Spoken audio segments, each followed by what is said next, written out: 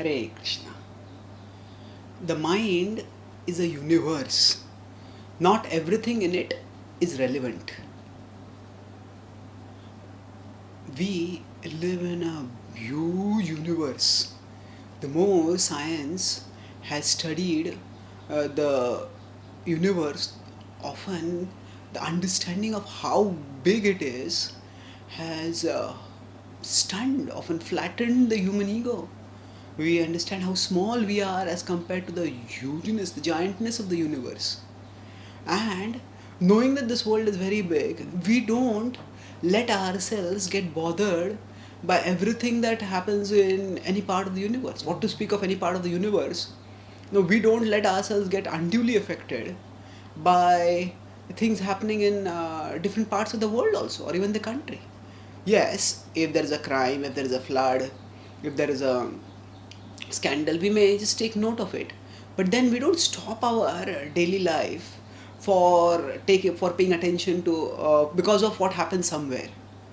So similarly, just as we don't just as the world is so big that everything in it is not relevant to us, similarly our mind is also like a universe, and uh, not everything in it is relevant to us.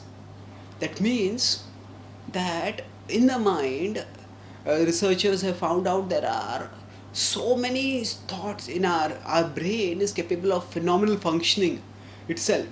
It's a magnificent machine, and even by understanding that magnificence, the sheer stupidity of the complexity of the brain, still the relationship between the brain and the mind is not known properly.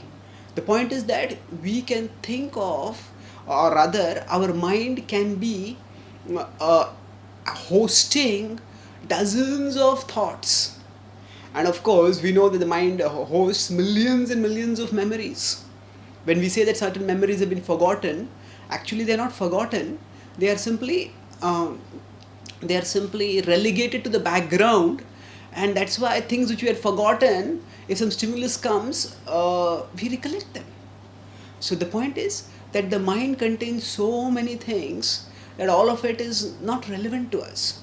And what may pop up from where at what time because of what stimuli, we cannot really predict.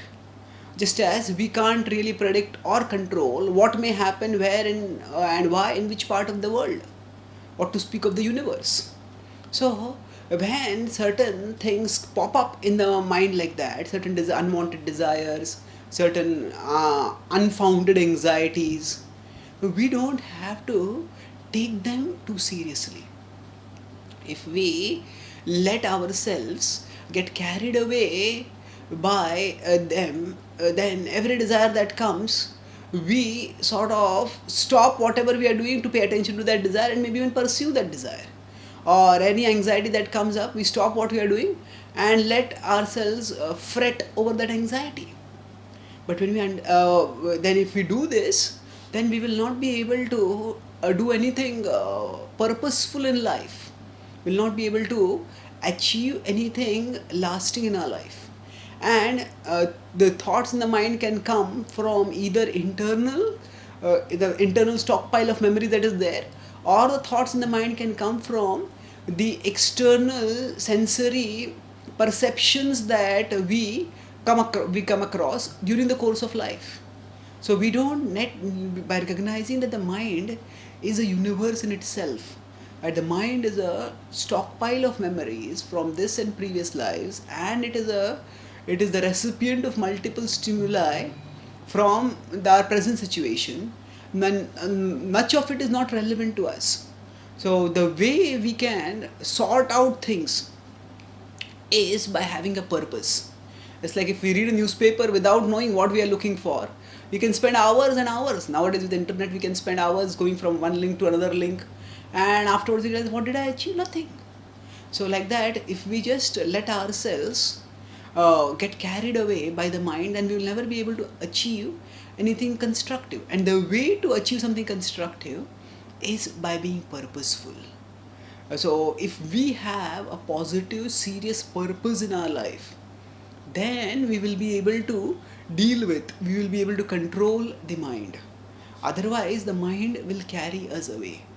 And in the Bhagavad Gita, Krishna states that urges us that uddhared atmanatmanam natmanam avasadayet atmaiva hi atmano bandhur atmaiva ripuratmanah.